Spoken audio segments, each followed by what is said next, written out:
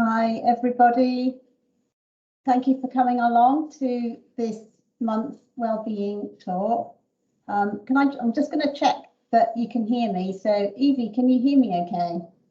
Yep, can hear you fine. Okay, brilliant. Okay, so thank you for coming along. So my name is Claire Isaac. I am one of the neuropsychologists in the Russell Cairns unit.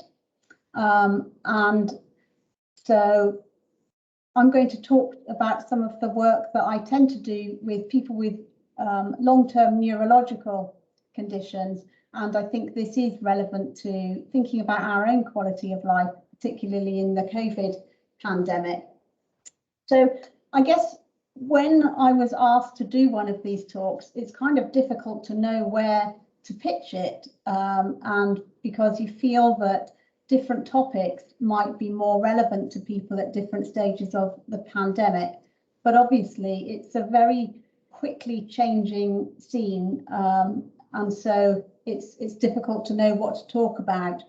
I think for me, and one of the reasons why I'm talking about quality of life today, is that it has finally dawned on me that actually the COVID situation is an ongoing one, and it probably will be with us for some time. So it's thinking about quality of life in changed circumstances, which I hope will be helpful for other people as well.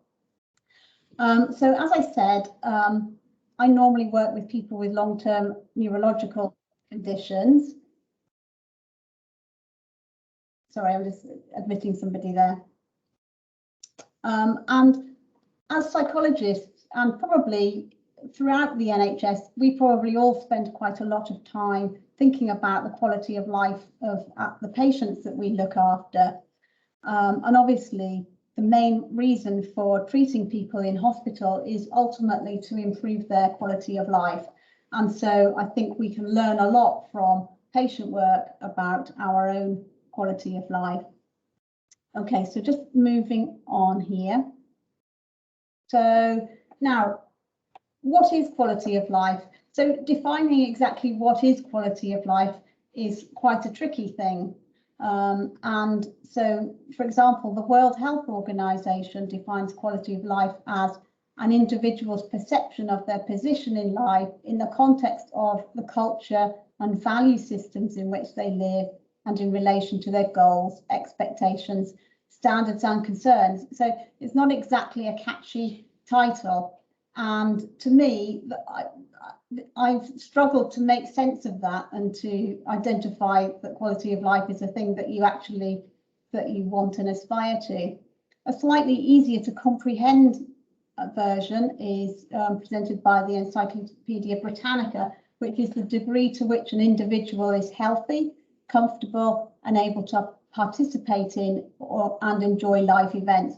So that feels a bit more of a meaningful definition to me. And as I said, and as we all know, quality of life and demonstrating a positive impact on quality of life is central to our work in the NHS. So now I'm not intending to talk about neurological conditions in this seminar, because that's not what we're here to talk about, but I'm just going to describe the reason why I became interested in the quality of life issues. So I previously worked in a surgery service that offered deep brain stimulation surgery to people with Parkinson's disease, and I was involved in the pre and post-operative assessment of that service, trying to demonstrate a positive impact of the treatment.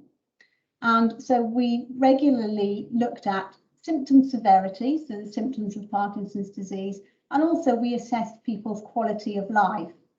And there is a huge evidence base that this kind of surgery is very beneficial in managing the physical symptoms of Parkinson's disease. And although you might expect that an improvement in the physical symptoms of Parkinson's disease would have a positive impact on quality of life, it's actually been quite difficult to demonstrate a positive impact on quality of life.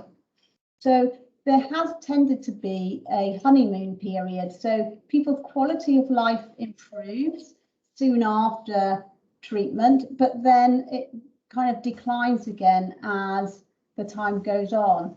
And even more interestingly, even in studies which manage to demonstrate an improvement in quality of life, so better scores on the quality of life measure at the post-surgery assessment, when asked to retrospectively rate their pre-treatment quality of life, patients tended to overestimate it. So they tended to remember that their quality of life pre-treatment was better than it actually had been. And of course, that's important because it implies that they felt their quality of life hadn't improved, and they felt that they weren't happy with the treatment because they felt it hadn't benefited them. And so that's a bit of a conundrum there, and it's kind of difficult to understand what's going on.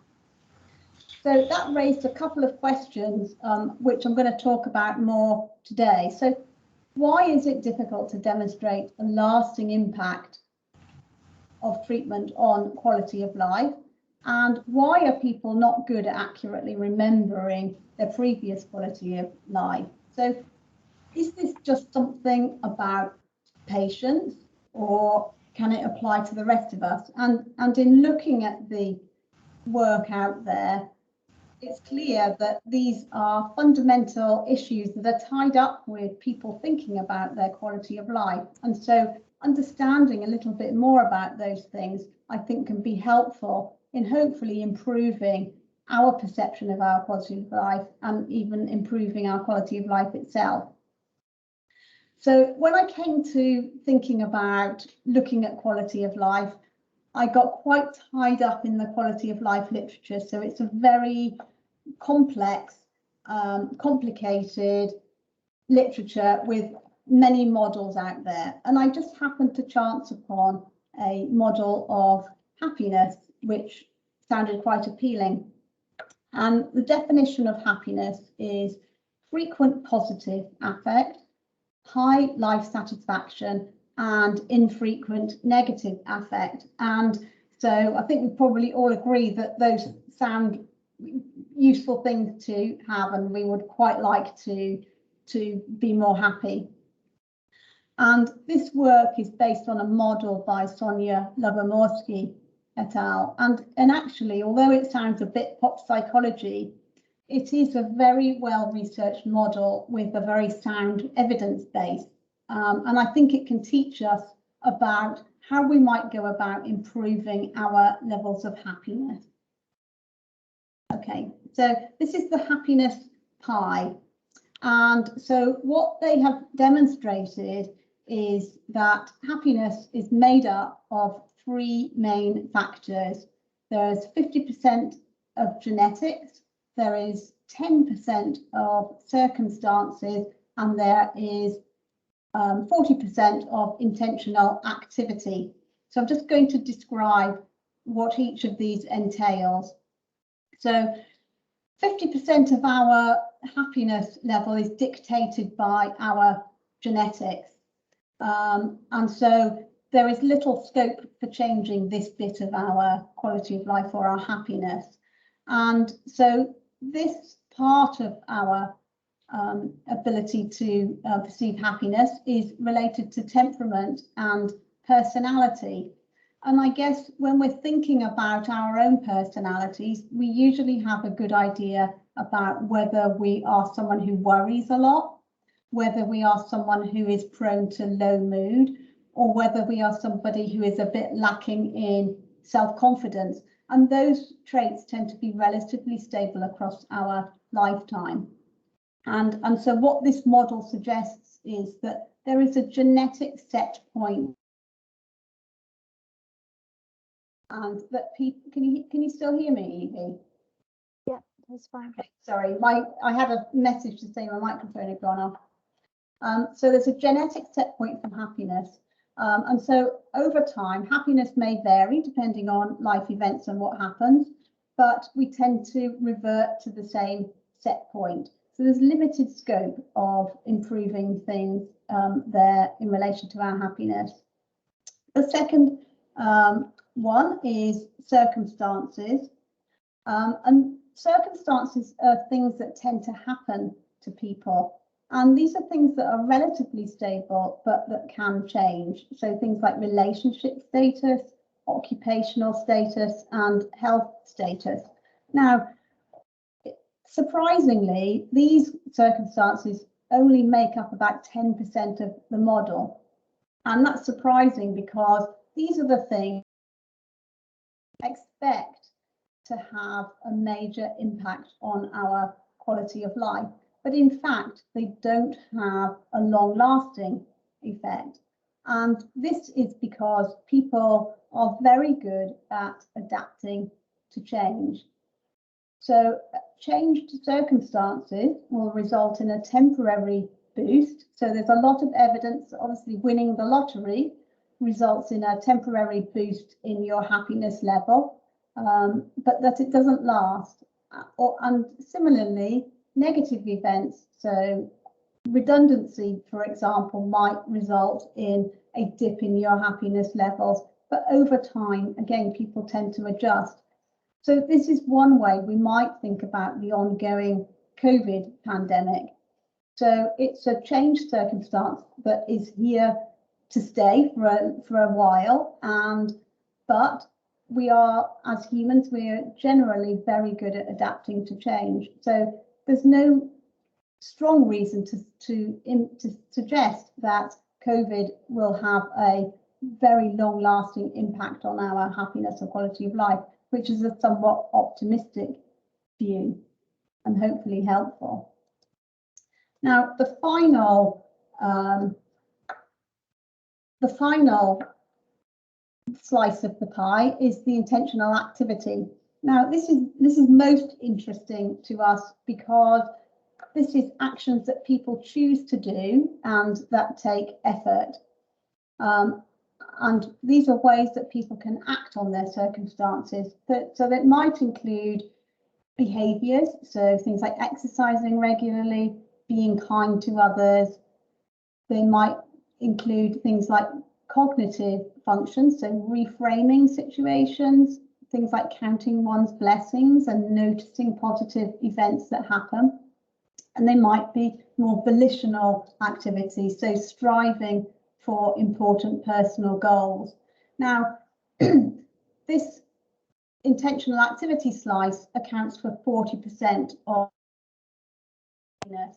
And the reason why that is important is that these are things that we can all do that might improve our happiness levels.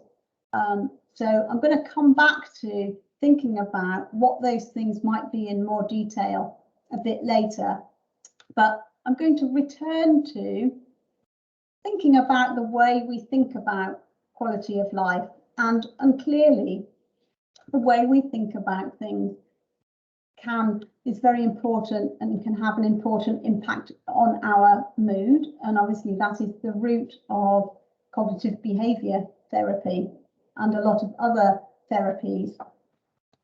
So how do we go about evaluating our own quality of life? So here, I think we can draw on a lot of work from the economics sector. So Daniel Kahneman is a Nobel Prize-winning economist who has focused on looking at well-being in society.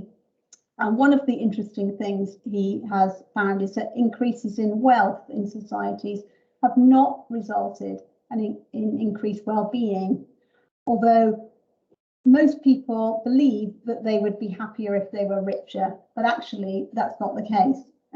So I think even knowing that is quite nice sometimes, and that sometimes can get you out of bed on a Monday morning.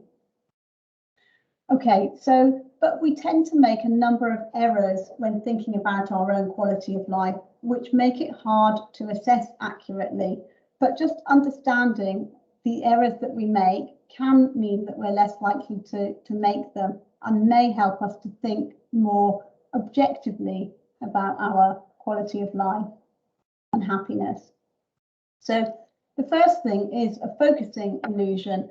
So when people consider the impact of any single factor on their well-being, they are prone to exaggerate its importance. So they reported quite a neat study here. So they asked two questions of some students. The first one was, how happy are you with your life in general? And after they'd replied to that question, they were asked, how many dates did you have last month? And when they asked the questions in that order, there was no relationship between number of dates and happiness with life in general. However, when they reversed the order of questions and asked, how many dates did you have last month, followed by how happy are you with your life in general, they found that there was a very strong correlation. So people who had more dates reported more happiness. And they said that that was because their focus had been put on number of dates, became increasingly salient and important and influenced their thinking about their quality of life. So I guess the moral here is that nothing in life is quite as important as you think it is while you were thinking about it. And that's motto is suggested by Daniel Kahneman. And I think this probably, there are some take-home messages for us here as well. So I think it does highlight the importance of taking time away from work and taking time doing non-COVID related things in our lives and making sure that we look out after ourselves and have some good time away from work. Excuse me. Okay, and the next illusion or the next bias that I'm going to talk about is a recall bias. So when we're facing a difficult situation, we can idealize the past, and that makes our current situation seem worse. So we know that memory is not like video that replays an event. It is a constructive process, and it's prone to a number of distortions and errors. But just realizing that we can make these errors can help us to think more objectively about quality of life. And so Daniel Kahneman, and I'm not suggesting that we do this, but I think it's a good way of kind of illustrating the point. He suggested a day reconstruction method, which is basically thinking of your day as a continuous series of scenes or episodes in a film and giving each episode a brief name to help you remember it. So, for example, the commute to work. And so by doing that, you are kind of disassembling your day and looking at the various aspects in different lights. So whereas we might, if we were asked about our day yesterday, we might say, oh, it was an awful day, or actually it was quite a good day. But that is based on a general belief. And normally in people's days, we might expect there to be positive and negative events. So a belief-based response to how did you enjoy your day yesterday was, oh, I enjoy my kids, I was with my kids, therefore I had a good day. But a more specific episodic report might be, of course I love my kids, but actually they were a pain last night, so it wasn't that enjoyable an evening. So this method just helps us to think a little bit more critically about what's happened to us, and to recognise that our days are made up of positive and negative events. And it's useful sometimes to review a day and to highlight the positive events that have happened. Okay, so coming to an end now, how might we improve happiness or life satisfaction? So number one, just recognising that we are prone to thinking. So not idealizing the past, thinking more critically or realistically, and not making a global evaluation, but recognizing that there are positives and negatives in each day, and perhaps thinking about what those positives are to help improve our mood. And of course, the other thing that we touched on previously was the importance of intentional activities. So a couple of useful websites here which you might want to take a look at. So the 12 Steps to Happiness site, which is the Lobomorsky site from the model that we talked about, and 63 scientifically proven ways to be happier, which is a useful kind of list of activities that you might want to consider to improve your day. But generally speaking, the intentional activities that we need to focus on relate to the things in the right-hand column. So noticing small pleasures is really important. Trying to let go of anger and resentment is important, although can be difficult. Practicing acts of kindness, and obviously in the NHS we are in an ideal situation to do some of that. Nurturing our relationships, counting your blessings, identifying and committing to them, but also taking care of your body and generally looking after yourself. So I would recommend that you take a look at those websites. That's come to the end of the presentation. Sorry about my voice. So I don't know if there's any questions or queries or any thoughts that you've had. If there are, just let me know. But thank you for attending and for listening.